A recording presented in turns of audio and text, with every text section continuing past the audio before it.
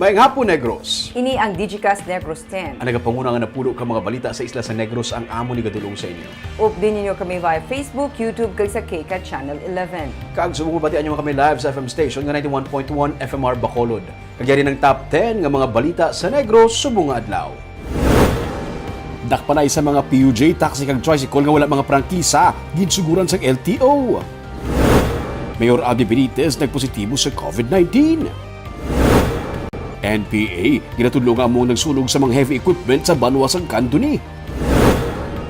Mga pasahero na ayawan hulat para may masakyan, libre sakay gintanyag. Kag sa good vibes, pangabuhi sa umaang vibes sa isa ka spring resort sa Bagu City. Inatanan sa Digicast Negros 10. Sa number 10,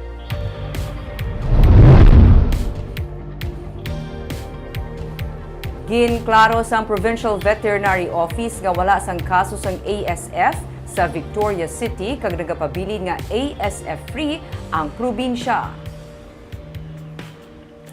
May mga nagwa nga impormasyon nga may kaso sang ASF sa among nga syudad, bagay nga ginhimutig ni OIC Provincial Veterinarian Dr. Placida Lemana. Sinusiya, ang kaso sa Victorias amo nga may nagmasakit nga baboy pero ang resulta sang sample nga ginkuha diri ang negatibo sa African swine fever. Suno kay Lemana, padayon ang pagpatigayon sa surveillance sa probinsya angot man sa maiid nga pagbantay sini kontra ASF. Ilabi na nga may 4 na ka mga banwa gikan sa kaiping nga probinsya sang Iloilo ang may ASF cases. Samtang sinilamang ginpaidalom sa orientation ng 4 ka mga pulis nga magabulig sa pagbantay sa Banagu Port. Ako ni kita gakanda kita surveillance province-wide. Okay. So samples submit naton. So ang sa Victoria's na case, part man asang surveillance, ang pagkuha sang sample kay may nakita sila nga may masakit nga baboy pero hindi na siya ASF. Pwede gikuhaan lang nila sample for confirmation. So wala man, negative man. Wala So still we are free. Ang Negros is ASF free.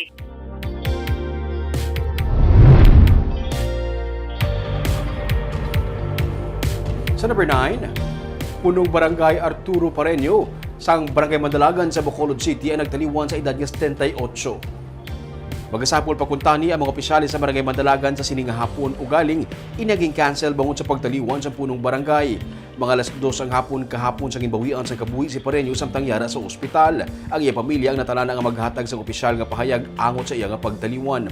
2013, sa liwat nga naging madinalag-on si Pareño sa iya pagpapili bilang punong barangay. Naka-half-mast sa karon ang ayahay sa atubang sa barangay hall bilang pagdumdum sa nagtaliwan nga opisyal.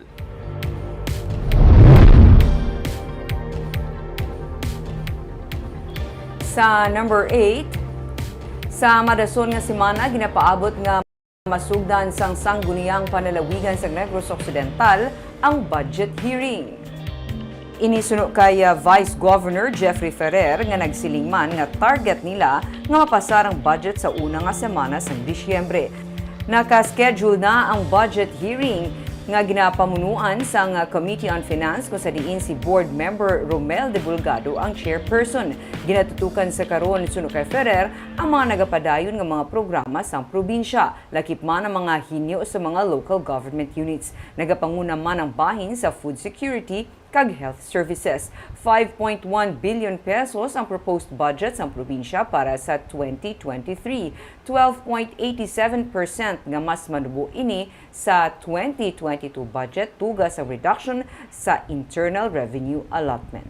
I think next week may ara na mga schedule sa mga department heads na. So it is an assurance sa taga Negros kay Gov nga That would be also proposal of the governor na i-deliberate pa natin but focus naman sa development sa province na ongoing. Kung hindi ang this is our new term na naman for second term, ongoing mga programs and projects ni gobyerno. Subject man also with the with the request of the LGUs. Sa number 7,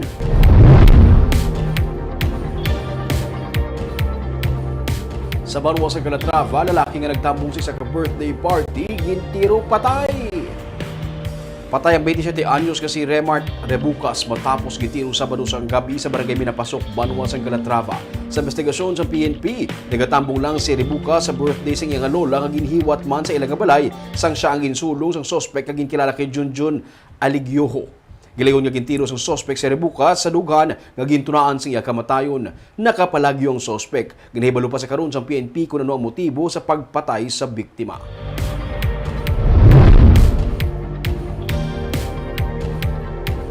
Sa number 6, sa Himamaylan City, motorcycle rider patay matapos matumba sa motorsiklo.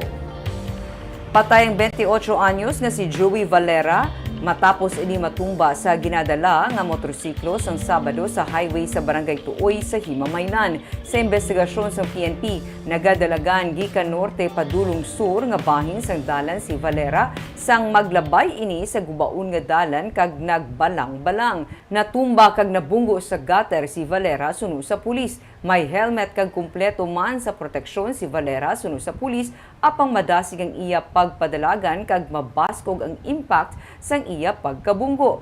Dead on arrival siya sa ospital.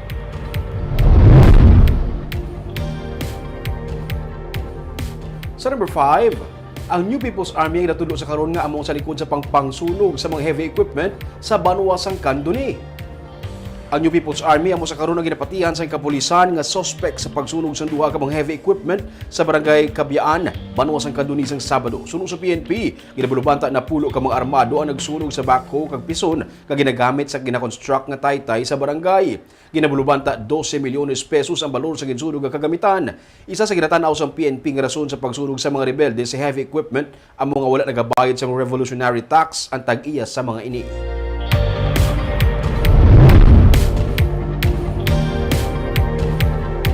Sa number 4, National Irrigation Administrator ang nagpanawagan sang kooperasyon sang mga mangunguma sa tinutuyo nga malambot ang food security sa pungsod.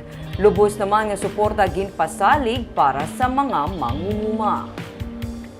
Nangin dinapit nga bisita sa Irrigators Association Congress sa Bacolod si NIA Administrator Benny Antiporda kung sa diin iya ginpasalig ang innovation gikan sa bahin sang ilang nga talatapan para maserbisyuhan ang mga mangunguma. Nalakip na diri ang mas madasig nga serbisyo amuman mga proyekto. Pagpanghangkat niya sa mga mangunguma ang mga dapat mapangapinan ang tubig. Ang anuman nga mga guba sa irigasyon ang dapat nga gilayon ma-report. Sa NIA, ang palay ang prioridad sa karon sa tinutuyo nga matigayon sa idalom sa Marcos administration ang rice export. Nagasunod naman ang tubo kag high value crops suno kay Antiporda. Matapos po ang ating pong gagawin sa palay, isusunod na po natin yung sugarcane. Kung pwede yung patubigan din natin lahat yan, and of course, yung high value crops. Kailangan po nating tulungan lahat yan. But again, umpisahan muna natin doon sa ating sariling hapagkainan. Dahil yung hapagkainan natin, kapag wala ng kanin, wala kayong aawayin, kundi kami sa gobyerno. Kaya hindi ho namin hihintayin yung panahon na yan, ipaglalaban namin ang hapagkainan nyo. Mana ang gin-discuss na mo ni Presidente, how can we have this program to add more production sa mga farmer staff? So that is one way nga patubian din. Ang importante sa pananom sa bugas, sa mga iban, ang tubigin. Distribution sa aton irrigation sa mga local farmer staff.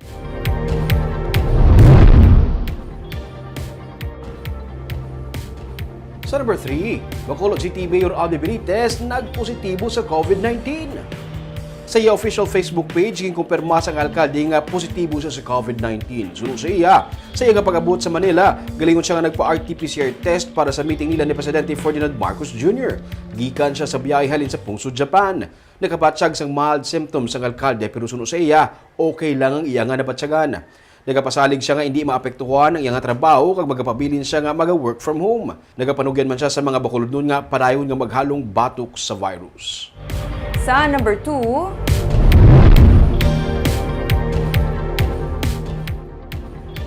Mga depasahero nga salakyan nga wala sang prangkisa ang wala nagbiyahe. May pila naman ka mga lugar nga ang mga pasahero nagdagsa sa kilid sang karsada bangod wala sang may masakyan. May report si Romeo Subaldo. Hindi, hindi ka mag-strike. Why ko ba nakabalo? Hindi. Panan niyo ko kayo nalit magbulilya. Why dali mo tawag sa akon? Ang si Dani, hindi ka man mag-strike. Anli, kaya hindi ko kabalo. Wala. Ginpangakiga ni Jesse Rial, ang presidente sa asosasyon sa mga drivers and operators sa Mansilingan, ang mga driver kung nga ulihin na sila nagbiyahe. Nagtinag sa abi kay inasang aga ang mga pasahero sa higad sa karsada nga nagahulat sa depasahe nga salakyan. Halin sa barangay Estefania, papanaog sa east, nagaidas ang pasahero sa higad sang dalan. Amuman sa barangay Mansilingan, pag-abot sa sininga depasahe nga salakyan sa may bangga pa Vista Alegre, puno dayon. Siling sang gasoline boy sa sininga gas station, hindi na makapatugong ang ilang mga customer kaya napuno sa pasahero ang ilang gas station. Hindi ka makagi ang mapatugong dre, hindi na makagi na. Ang matugong, hindi nakapatugong? Kaya puno na. May lang gani kuno kay may bus ang syudad nga nagtanyag sang libre nga sakay. Nagkuha na. Series din yung sa syudad. Ah, ang bus? Ang bus, series. Nagkuha na sa pasahero din. Nabuy-buy na na. Oo, nabudamo lagi na yan. Sa pulo na yan eh. Ang mga pasahero nagakumod, late na sa trabaho. Late na ma'am, late na. Pati sa lakyan sang barangay, nagbulig sa pagtanyag sang libre sakay. Kapila ka nakabalik? Naduan. Damo, ginadamo pa? Kaga mga modern jeepney nga sa Webes pa matagaan sa prangkisa, nagtanyag na ng anis ang libre nga sakay sa mga commuters. Libre sakay? Libre hindi sakay? Ikaw na biyahe galing kaginay, no? Oo eh. Dahil lang. Pero may franchise na eh. Ara eh. Kompleto niya, papili. Oo eh. Why, pati ka na kabantay na. Hindi ka lang binutin. Ara lang tanan kabut sa akon. Hindi ko gusto na. Sining sa presidente sa mga driver kag operators, kung magsigi ang pagpanakop sang wala prangkisa, nga wala man sa may nagakaigo pa nga mga modern jeepney nga masakyan, ang commuters ang makaluluoy. Alam niyo, kung hindi ka na magbiyahe, ano siya? Ang commuter na paano eh. Amo na napamangkot sila. May mga eskwelahan nga nagkansela sa face-to-face classes subong nga adlaw kay basi mabudlayan ang mga estudyante sa pag-commute. Sa idalob sang PUJ Modernization Program, hindi na makabiyahe kag makakarga sa mga pasahero ang mga salakyan nga masobra na sa 15 ka tuig ang edad. Gani ang mga daan nga jeep, wala na ginaisuan sa prangkisa sang LTFRB. Nagayo sila sadto sa kay Mayor Abby Benitez nga buligan sila ayo sa LTO nga tugutan makabiyahe tubtub Marso sa mosunod nga tuig, pero nagpanakop na ang LTO kag LTFRB kay inasang aga. Buwas, liwat nga magadangop ang mga drivers ug operators sa alkalde para mapasugtan sila sa gihapon nga makabiyahe sa dalanon. Kag sa numero 1 sa mga balita, subong adlaw.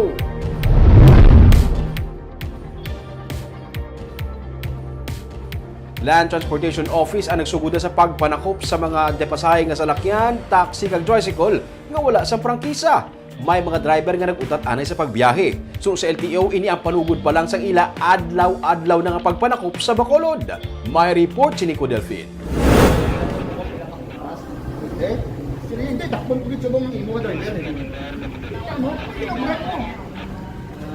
Wala na paiway ang pagpaisay sa tunga sang jeepney operator kag katapos ang Bacolod Traffic Authority Office naging deputize ang Land Transportation Office sa regular nga road inspection sa SM City Mall sa reclamation area kaina sang aga.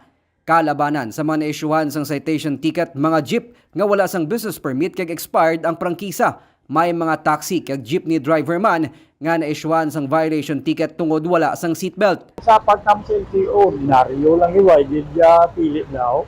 So, bisan pag gani ang mga bitaw po namon di subong, nag-check man gani sila business permit, bro. No? Butilingon, ay pilit, no? Takmin, bakit pang gani kami nga modernize ng mga POV, no? Banway, lisensya sila konduktor. But seatbelt wala. May mga nadakpan man nga kolorom nga jeep kag bisan mga konduktor sang modernized jeep na isyuan sang violation ticket. Prueba ini suno kay Novero nga wala nila gina-single out ang mga traditional jeep sa Dakpanay. Ang lahi gambal nga kung unregistered ka o kolorom ka, illegal gidya eh. No? Di nakponte gidya. No? hindi niya pwede magambal nga sila nga hindi lang kami ang ipagdakpa kay otherwise unfair na sa iban nga legal, no? So, why kaya sa personal menti, why ko may nabalaan ni arrangement nga to the effect nga bali hindi sila pagdakpon nga bangod illegal na sila or wala kami nabalaan. Sige. Pero si Judito Bulhano, driver sang singkang Central Market nga jeep, ginpakamaayo nga hindi na lang magbiyahe bangod Nobyembre 2021 pa, nag-expire ang gin-issue sa iya nga Provisional Authority sang Land Transportation Franchising and Regulatory Board. Okay, managan na problema. Asa rin yung anay, Wala ka mo nag-strike? Ang kwan tibak naman strike sila. Nila ko diwan, nung tusdaw, mag-presa mo naman. Kung mag-join kayo kaso? Kung sa kayuhan mo lang, mag-join kayo. Isa lamang si Bulhano sa masobra 2,000 ka mga driver-operators ng traditional jeepney nga wala nakabiyahe sang nagsugod ang dakpanay sang LTO kaina sang aga. Suno sa LTO, hindi lang inisubong nga adlaw. Adlaw-adlaw ni nila nga himuon ang pagpanakop sa mga wala prangkisa nga mga jeep, tricycle kag taxi. Nico Delfin para sa DigiCast Negros.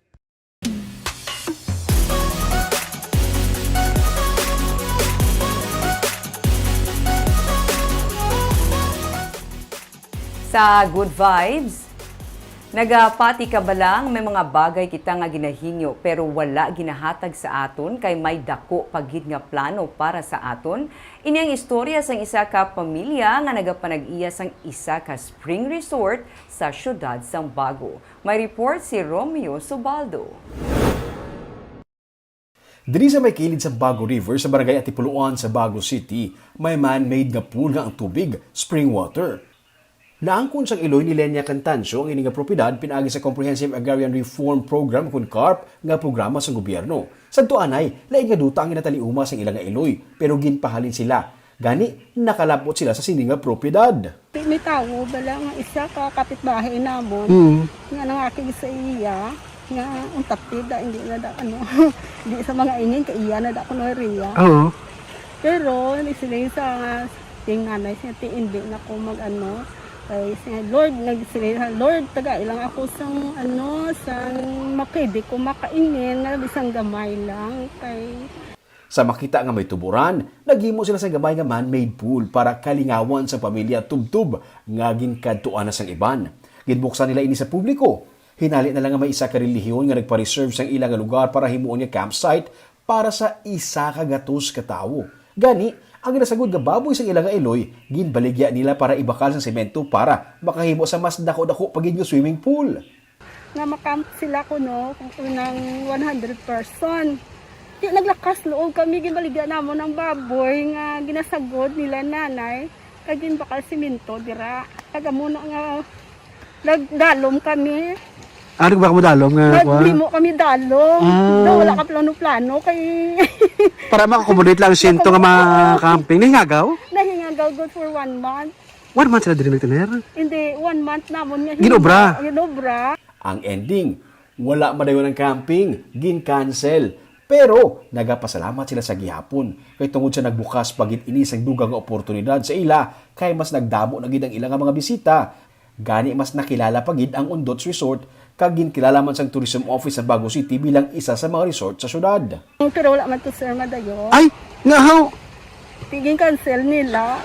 Pero pasalamat kami sa iya kay tungod sa iya nakalakas loob kami. Magobra mo ni? Magobra sa dalom. Kasi nila namin kung may dalom na amo na. Pero siguro, Ginoo lang giguro ang language ni Lord nga ihatag sa imo bala. Patag nila, hindi amo sinakatahong mga ilang nga spring resort. Simple lang. Pero ang ilang ginatanyag, kaninong kag peace of mind. Ang pamatsag nga doara ka sa uma, malayo sa kagahod sa mga salakyan kag ginaguso sang tawo. Malayo sa masako nga pangabuhi. Barb ka namin kayo may mga may gusto sila nga matabo nga wala na mahatag sa ila but in the end nakita ila nga mas may gidako pang opportunity para sa ila. Grabe Bing, no? May mga things tuod nga hindi mo makita sa ulihi mo na makita nga ay amo na gali ko nga natabo. Hindi pa mabalaan subong later on mabalaan ko nga natabo.